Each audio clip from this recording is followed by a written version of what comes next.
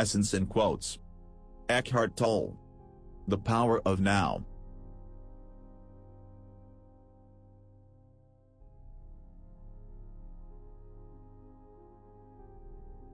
Realize deeply that the present moment is all you have.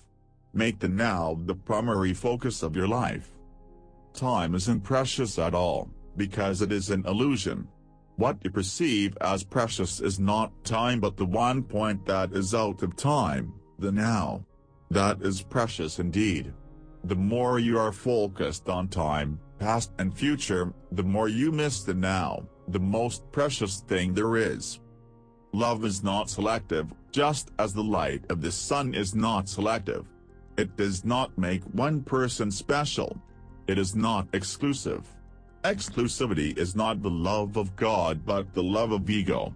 However, the intensity with which true love is felt can vary.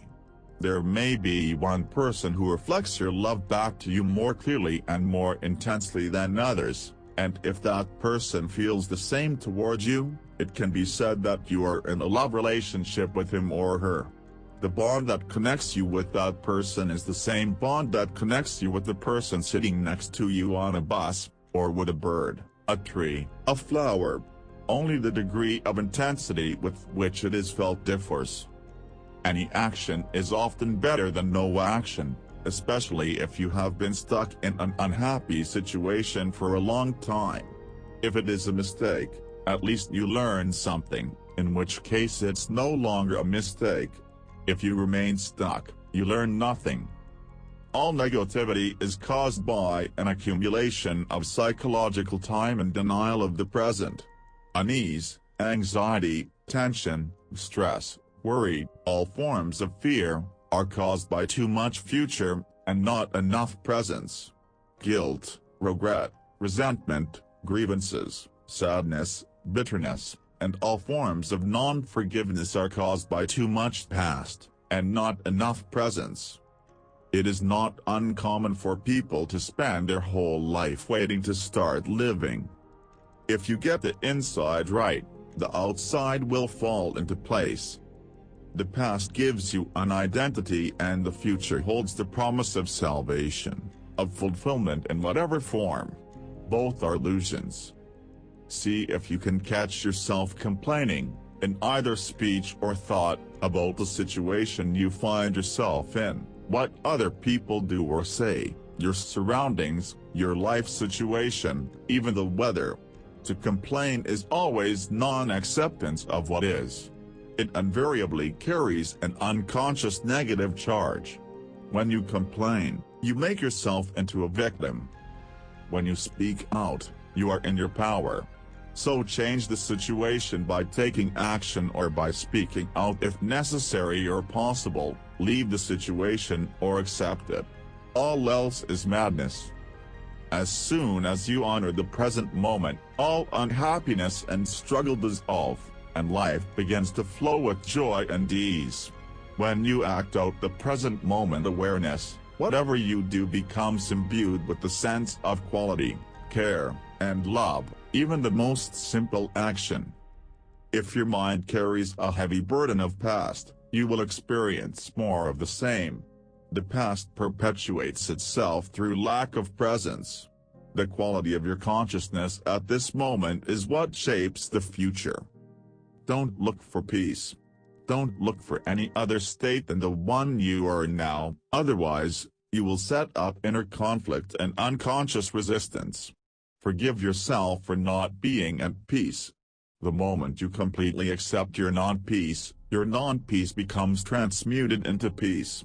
Anything you accept fully will get you there, will take you into peace. This is the miracle of surrender.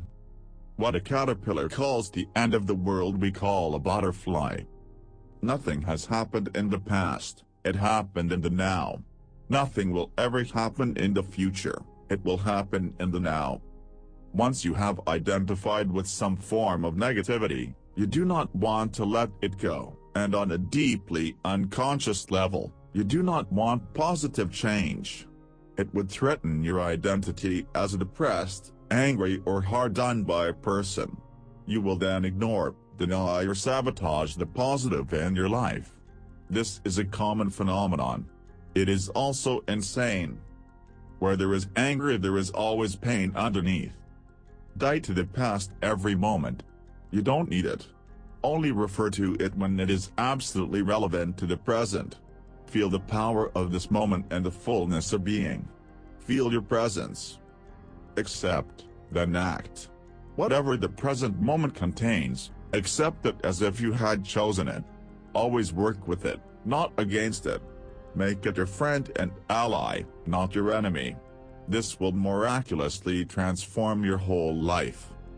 Being an outsider to some extent, someone who does not fit in with others or is rejected by them for whatever reason, makes life difficult, but it also places you at an advantage as far as enlightenment is concerned. It takes you out of unconsciousness almost by force. Focus attention on the feeling inside you. Know that it is a pain body. Accept that it is there. Don't think about it. Don't let the feeling turn into thinking. Don't judge or analyze. Don't make an identity for yourself out of it. Stay present, and continue to be the observer of what is happening inside you. Become aware not only of the emotional pain but also of the one who observes, the silent watcher. This is the power of the now, the power of your own conscious presence. Then see what happens. The best indicator of your level of consciousness is how you deal with life's challenges when they come. Through those challenges, an already unconscious person tends to become more deeply unconscious, and a conscious person more intensely conscious. You can use a challenge to awaken you, or you can allow it to pull you into even deeper sleep.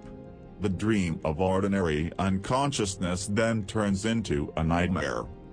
The pain that you create now is always some form of non-acceptance, some form of unconscious resistance to what is. On the level of thought, the resistance is some form of judgment. On the emotional level, it is some form of negativity. The intensity of the pain depends on the degree of resistance to the present moment, and this in turn depends on how strongly you are identified with your mind. The mind always seeks to deny the now and to escape from it. In other words, the more you are identified with your mind, the more you suffer. Space and silence are two aspects of the same thing. The same no-thing. They are externalization of inner space and inner silence, which is stillness, the infinitely creative womb of all existence. At the deepest level of being, you are one with all that is. Thinking is only a small aspect of consciousness. Thought cannot exist without consciousness, but consciousness does not need thought. Form is emptiness, emptiness is form, states the Heart Sutra, one of the best-known ancient Buddhist texts. The essence of all things is emptiness. You are awareness, disguised as a person. Emotions arise in the place where your mind and body meet. The light is too painful for someone who wants to remain in darkness. The moment you realize you are not present, you are present. Whenever you are able to observe your mind, you are no longer trapped in it. Another factor has come in, something that is not of the mind, the witnessing presence. In surrender, you no longer need ego defenses and false masks. You become very simple, very real. That's dangerous, says the ego. You'll get hurt. You'll become vulnerable. What the ego doesn't know, of course, is that only through the letting go of resistance, through becoming vulnerable, can you discover your true and essential and vulnerability. The word God has become empty of meaning through thousands of years of misuse. By misuse, I mean that people who have never glimpsed the realm of the sacred, the infinite vastness behind that word, use it with great conviction, as if they knew what they are talking about. Or they argue against it, as if they knew what it is they are denying. This misuse gives rise to absurd beliefs, assertions, and egoic delusions, such as our God is the only true God, and your God is false, or Nietzsche's famous statement God is dead. You attract and manifest whatever corresponds to your inner state. The pollution of the planet is only an outward reflection of an inner psychic pollution, millions of unconscious individuals not taking responsibility for their inner space. You cannot love your partner one moment and attack him or her the next. But look closely and you will find that your thinking and behavior are designed to keep the pain going, for yourself and others. If you were truly conscious of it, the pattern would dissolve, for to want more pain is insanity, and nobody is consciously insane. So give up waiting as a state of mind. When you catch yourself slipping into waiting, snap out of it. Come into the present moment. Just be, and enjoy being. The mind unconsciously loves problems because they give you an identity of sorts. Stress is caused by being here but wanting to be there, or being in the present but wanting to be in the future. Humans are a dangerously insane and very sick species. Resistance is weakness and fear masquerading as strength. What the ego sees as weakness is your being in its purity, innocence, and power. What it sees as strength is weakness. Those who have not found their true wealth, which is the radiant joy of being and the deep, unshakable peace that comes with it, are beggars, even if they have great material wealth. They are looking outside for scraps of pleasure or fulfillment, for validation, security, or love, while they have a treasure within that not only includes all those things but is infinitely greater than anything the world can offer. The psychological condition of fear is divorced from any concrete and true immediate danger. It comes in many forms: unease, worry, anxiety, nervousness, tension, dread, phobia, and so on. This kind of psychological fear is always of something that might happen, not of something that is happening now. The beginning of freedom is the realization that you are not the possessing entity, the thinker. Knowing this enables you to observe the entity. The moment you start watching the thinker, a higher level of consciousness becomes activated. You then begin to realize that there is a vast realm of intelligence beyond thought, that thought is only a tiny aspect of that intelligence. You also realize that all the things that truly matter, beauty, love, creativity, joy, inner peace, arise from beyond the mind. You begin to awaken. Your mind is an instrument, a tool. It is there to be used for a specific task, and when the task is completed, you lay it down. As it is, I would say about 80 to 90% of most people's thinking is not only repetitive and useless, but because of its dysfunctional and often negative nature, much of it is also harmful. Observe your mind and you will find this to be true. It causes a serious leakage of vital energy. This kind of compulsive thinking is actually an addiction. If you really want to know your mind, the body will always give you a truthful reflection, so look at the emotion, or rather feel it in your body. If there is an apparent conflict between them, the thought will be the lie, the emotion will be the truth. The secret of life is to die before you die, and find that there is no death. In fact, the harder the mind struggles to get rid of the pain, the greater the pain. The mind can never find the solution, nor can it afford to allow you to find the solution, because it is itself an intrinsic part of the problem. A belief may be comforting. Only through your own experience, however, does it become liberating. So whenever any kind of disaster strikes, or something goes seriously wrong, illness, disability, loss of home or fortune or of a socially defined identity, breakup of a close relationship, death or suffering of a loved one, or your own impending death, know that there is another side to it, that you are just one step away from something incredible, a complete alchemical transmutation of the base metal of pain and suffering into gold. That one step is called surrender. The moment that judgment stops through acceptance of what is, you are free of the mind. Identification with your mind, which causes thought to become compulsive. Not to be able to stop thinking is a dreadful affliction, but we don't realize this because almost everybody is suffering from it, so it is considered normal. Most people don't know how to listen because the major part of their attention is taken up by thinking. True love has no opposite. If your love has an opposite, then it is not love but the strong ego need for a more complete and deeper sense of self, a need that the other person temporarily meets.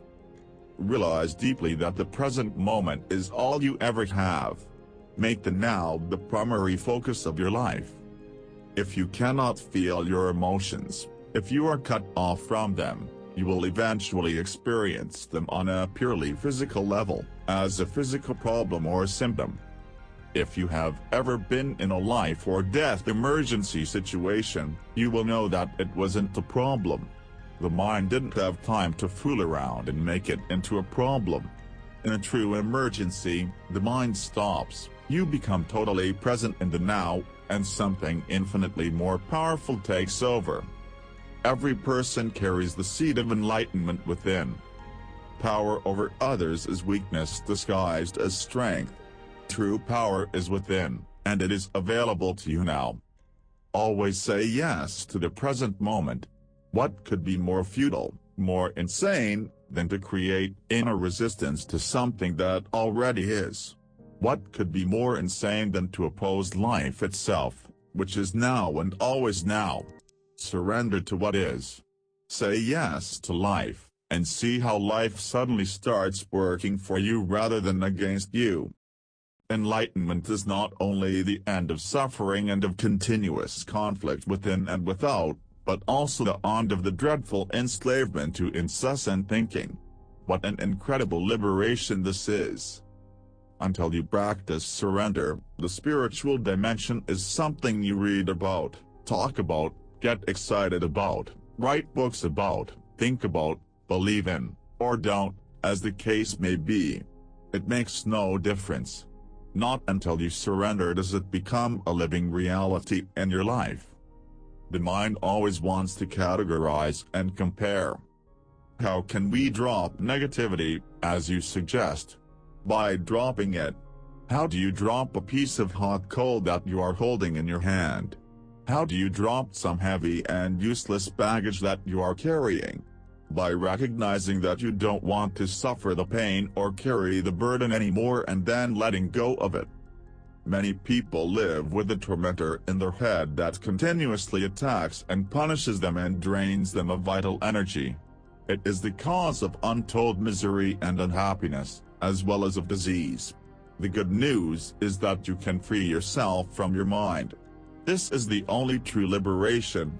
You can take the first step right now. Start listening to the voice in your head as often as you can.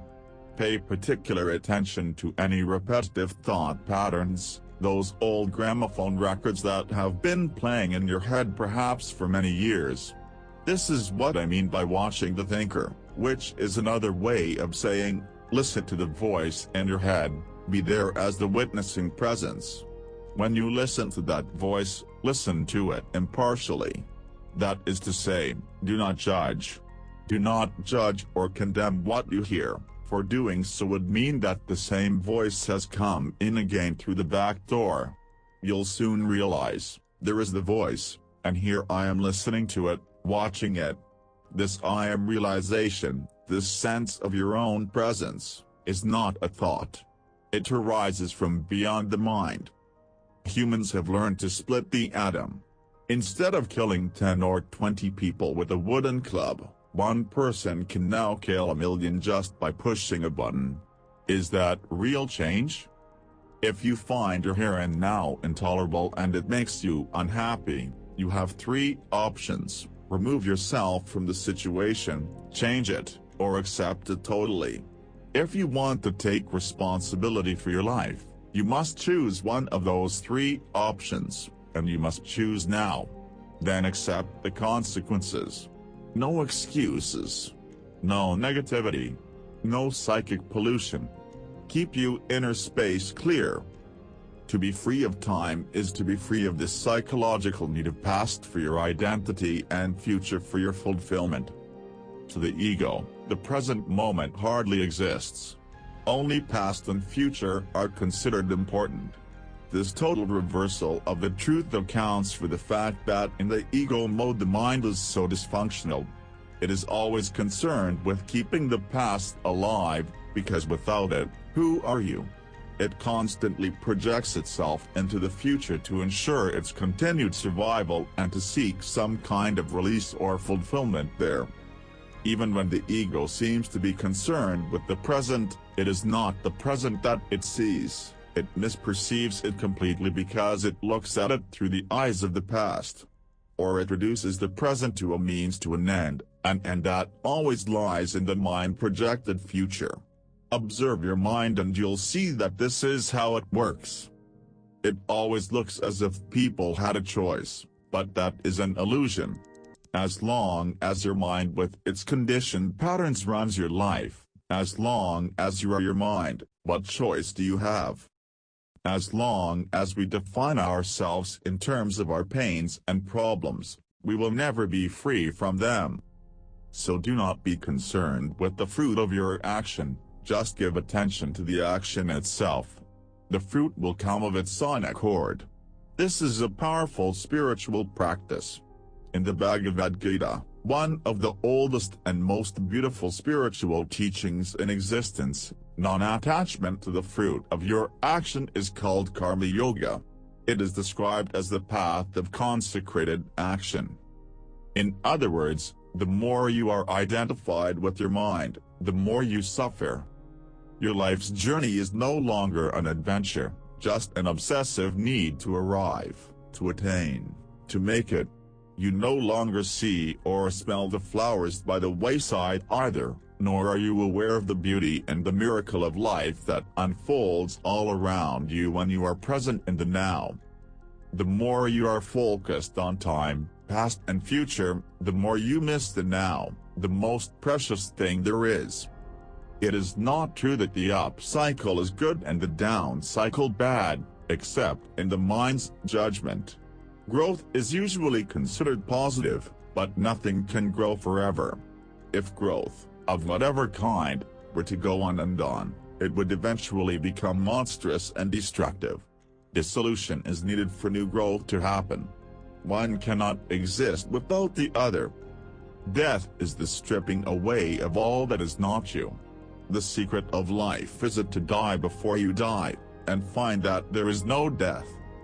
Unless you learn to recognize the false, as not you, there can be no lasting transformation, and you would always end up being drawn back into illusion and into some form of pain. Unease, anxiety, tension, stress, worry, all forms of fear, are caused by too much future, and not enough presence. The mind is a superb instrument if used rightly. Used wrongly, however, it becomes very destructive. To put it more accurately, it is not so much that you use your mind wrongly, you usually don't use it at all. It uses you. This is the disease. You believe that you are your mind. This is the delusion. The instrument has taken you over. The most common ego identifications have to do with possessions, the work you do, social status and recognition, knowledge and education, physical appearance, special abilities, relationships, personal and family history, belief systems, and often also political, nationalistic, racial, religious, and other collective identifications. None of these is you. Can you give some more examples of ordinary unconsciousness?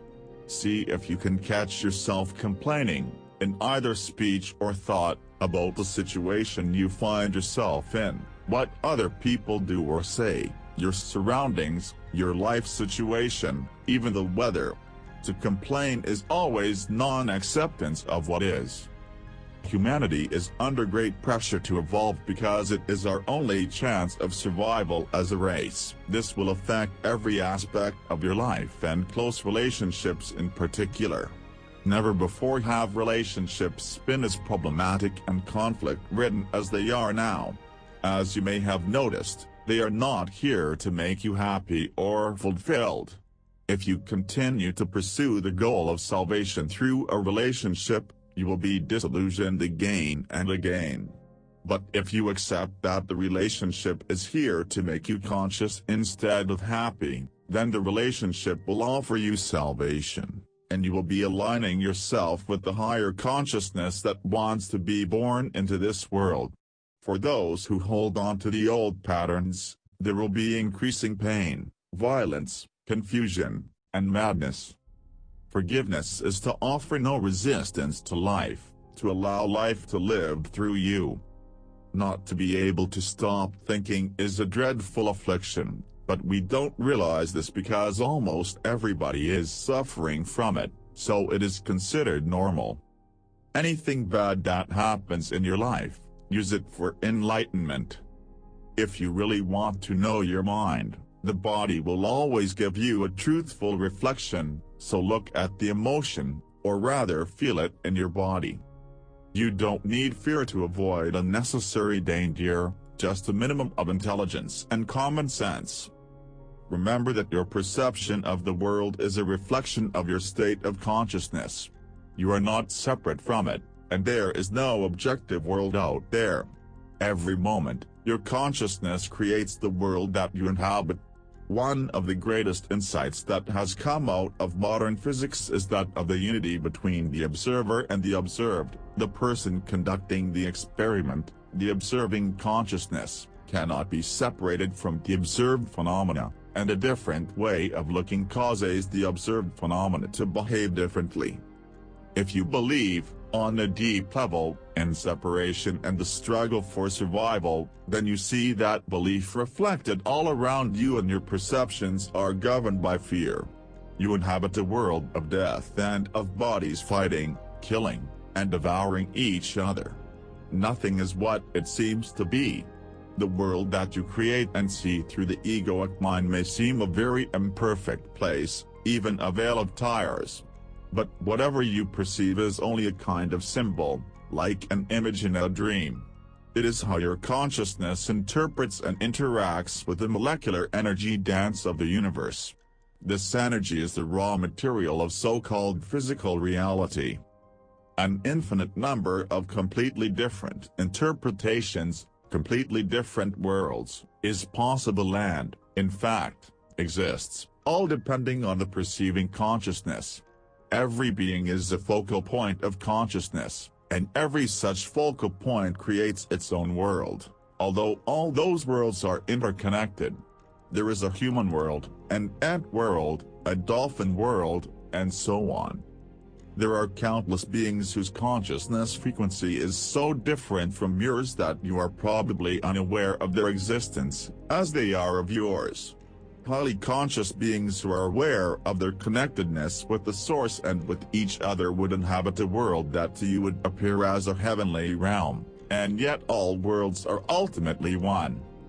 The eternal present is the space within which your whole life unfolds, the one factor that remains constant. Life is now. There was never a time when your life was not now, nor will there ever be.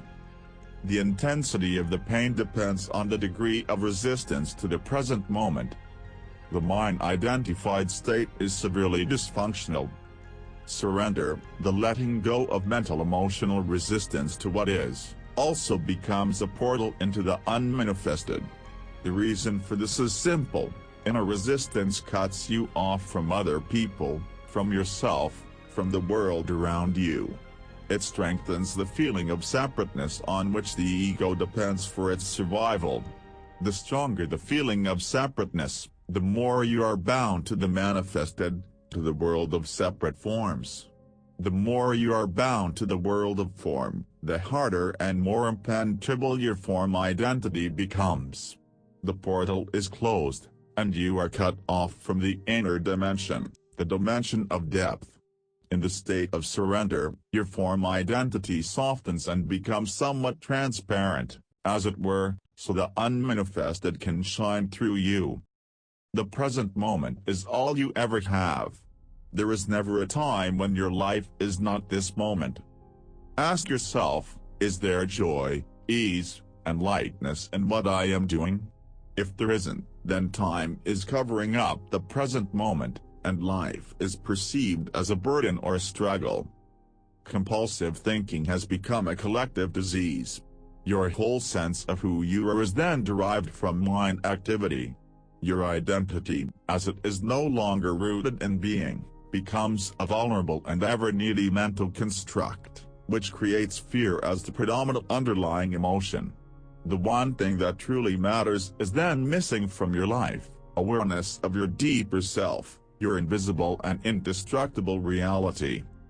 You can take the first step right now. Start listening to the voice in your head as often as you can. Pay particular attention to any repetitive thought patterns, those old gramophone records that have been playing in your head perhaps for many years. This is what I mean by watching the thinker, which is another way of saying, listen to the voice in your head, be there as the witnessing presence. Be like a servant waiting for the return of the master, says Jesus.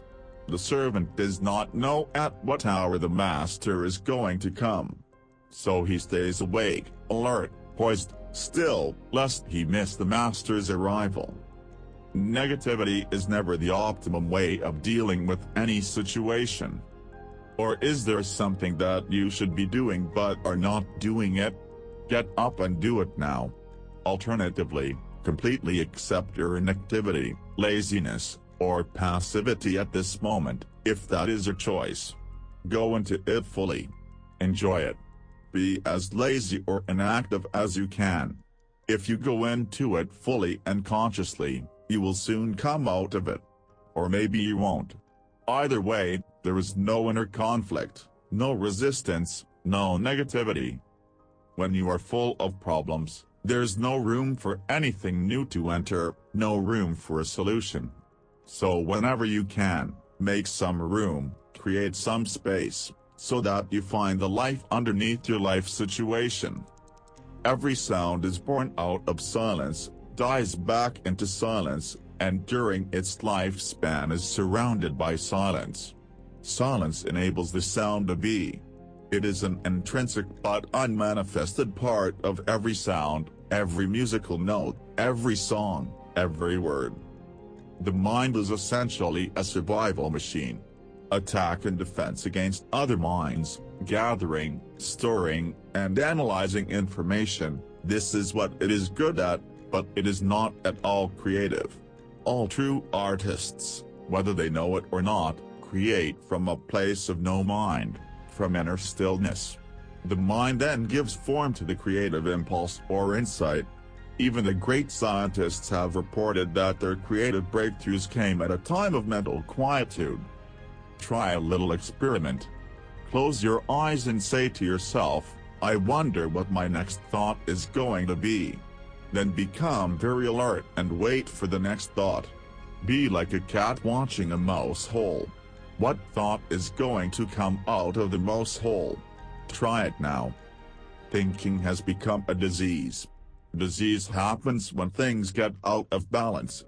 For example, there is nothing wrong with cells dividing and multiplying in the body, but when this process continues in disregard of the total organism, cells proliferate and we have disease.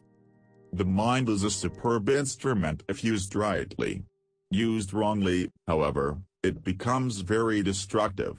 To put it more accurately, it is not so much that you use your mind wrongly, you usually don't use it at all.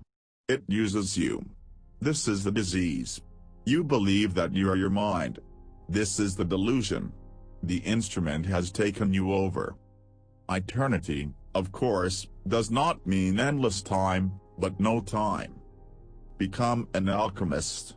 Transmute base metal into gold, suffering into consciousness, disaster into enlightenment.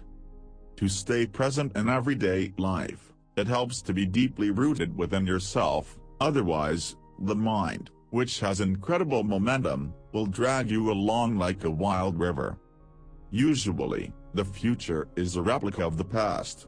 Superficial changes are possible, but real transformation is rare and depends upon whether you can become present enough to dissolve the past by accessing the power of the now. All negativity is caused by an accumulation of psychological time and denial of the present. To become conscious of being, you need to reclaim consciousness from the mind. This is one of the most essential tasks on your spiritual journey. It will free vast amounts of consciousness that previously had been trapped in useless and compulsive thinking. A very effective way of doing this is simply to take the focus of your attention away from thinking and direct it into the body, where being can be felt in this first instance as the invisible energy field that gives life to what you perceive as a physical body. One day I'll make it. Is your goal taking up so much of your attention that you reduce the present moment to a means to an end? Is it taking the joy out of your doing? Are you waiting to start living? If you develop such a mind pattern, no matter what you achieve or get, the present will never be good enough, the future will always seem better. A perfect recipe for permanent dissatisfaction and non-fulfillment, don't you agree? In the state of enlightenment, you are yourself, you and yourself merge into one. You do not judge yourself, you do not feel sorry for yourself, you are not proud of yourself, you do not love yourself, you do not hate yourself, and so on. The split caused by self-reflective consciousness is healed, its curse removed. For love to flourish, the light of your presence needs to be strong enough so that you no longer get taken over by the thinker or the pain body and mistake them for who you are. The more attention you give to the past, the more you energize it, and the more likely you are to make a self out of it.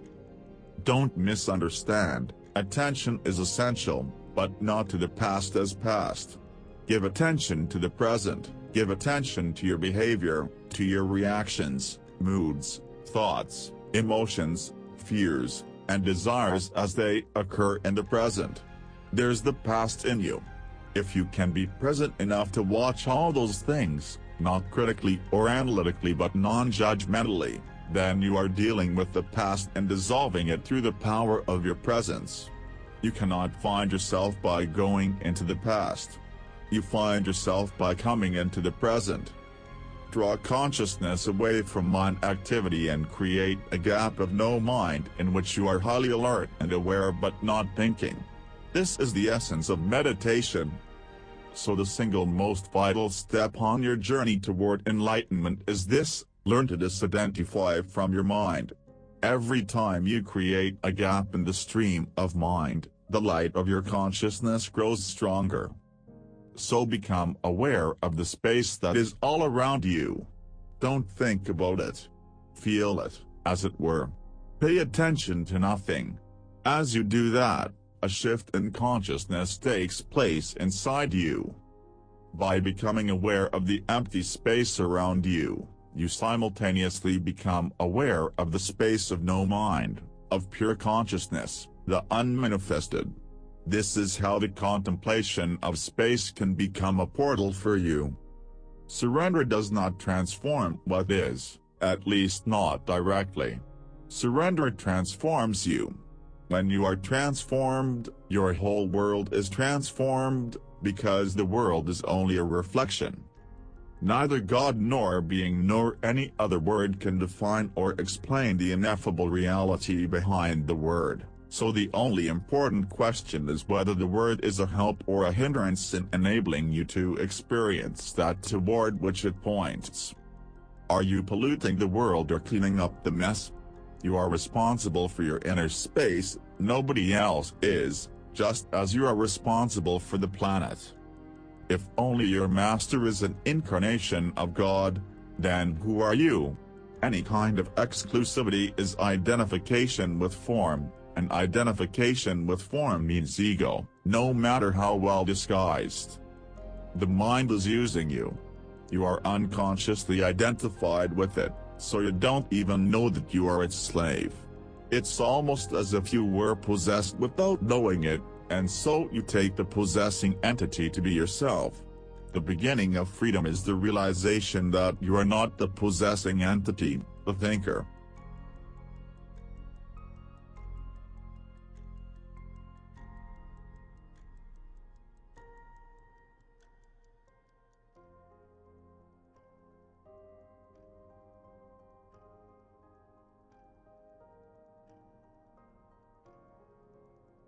Thank you for watching.